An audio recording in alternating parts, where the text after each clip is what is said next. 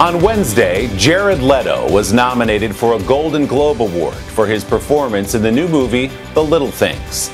As usual, Leto went deep into his character, changing his looks, his voice, and his walk to play a creepy outsider suspected of murder.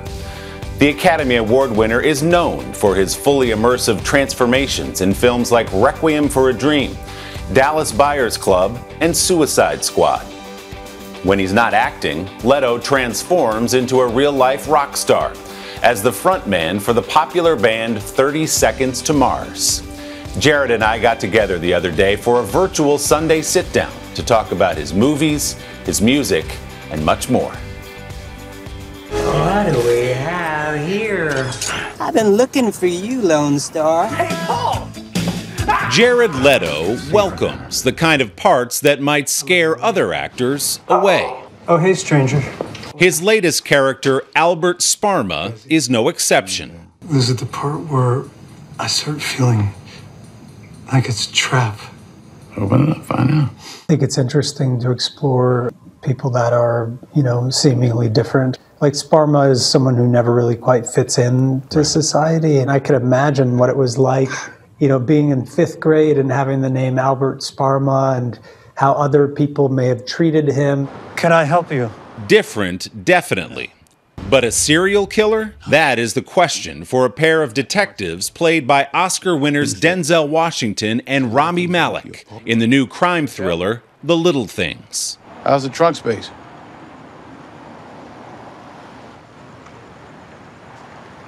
Standard. I finished the movie about 30 minutes ago. Not many people had the experience of staring in the eyes immediately afterward. This guy, I'm gonna back off my screen here. You're famous for getting completely lost in your characters, and by all accounts, you did it again this time. Everyone has their own method, as far as I see. Sometimes people's method is to show up on set and to be loud and joke and laugh, and that helps them get comfortable, and that's great. What I like to do is just stay as focused and committed as possible. Denzel and I made a decision, kind of an unspoken decision, to kind of stay in our corners, and I think that was a really smart one, because when the cameras were rolling, it was electric. How's the trunk space? Leto approaches his life off-screen with the same commitment. Early last March, just as the coronavirus crisis began to consume the country, the actor went off on a silent meditation retreat in the California desert. 2 weeks later, he returned to a world transformed. I mean, it was a wild, once-in-a-lifetime experience. I'll tell you that. I hope so. They brought us into the big meditation hall at the last day and said, "Hey, by the way, this has been happening." Because we didn't have any access to news. And so I was the only person that actually went to the teacher there and said, "Hey, do you guys think we should go home now?" They're like, "Well, that's your decision, if you want to finish or not." I was like, "All right, yeah." You don't want to be the guy that bounces early. And then when I got home, they just, turn on the phone and... This has been, all considering quite a nice change. I don't think I've stayed in one place like this since I was a little kid. And even then, we moved around a lot. Born in Louisiana, Leto led a self-described vagabond childhood. His mother, Constance, was a free spirit who took Jared and his older brother around the globe.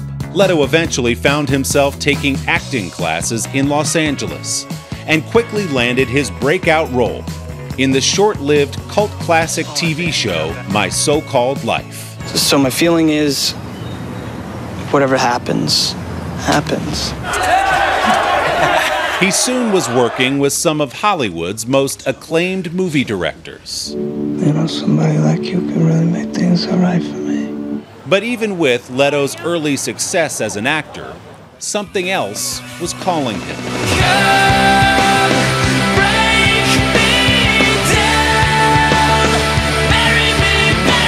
He set aside his budding movie career to focus on 30 Seconds to Mars, the platinum-selling band he started with his brother Shannon.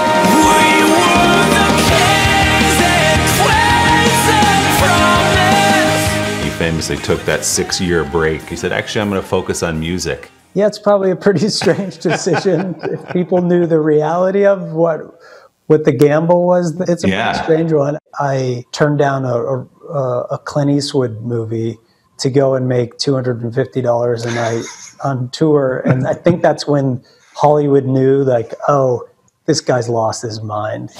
I'm Rayon.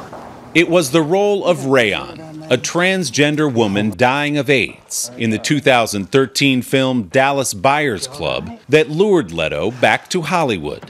I sold my life insurance policy. Not like I'm gonna need it anyway. The performance won him an Academy Award for Best Supporting Actor. I never, ever, ever thought that I would win an Oscar or any awards, really. What was really great was to be able to stand on the stage and take that light and shine it back on some other things that have been meaningful or some things that were on my mind. Leto's Oscar statue mysteriously has been missing for years. And has there been any progress in the search for the physical Oscar at this point? You know, I just hope whoever has it appreciates it, and maybe they can shine that light on something that they like. Over the last year, since that silent meditation retreat, though, Leto has found something again. His voice. Do you believe that you can win this fight tonight? I had an opportunity to get really productive with music and wrote maybe 100 songs. 100 songs. Does that mean, Jared, we're getting a new album here pretty soon?